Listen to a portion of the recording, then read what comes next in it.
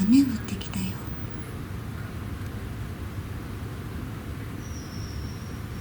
台風がやってくる前にご飯食べれてよかったね。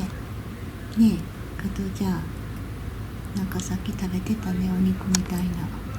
いっちゃうのね。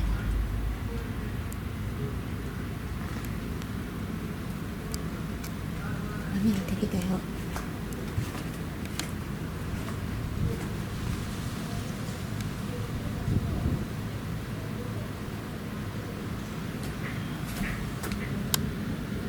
きれいに食べてますね。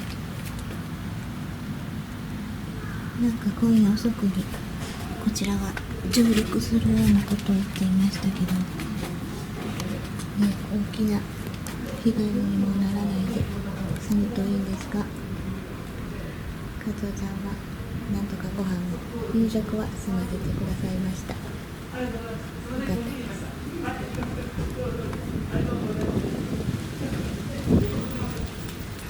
雨降ってきたね。で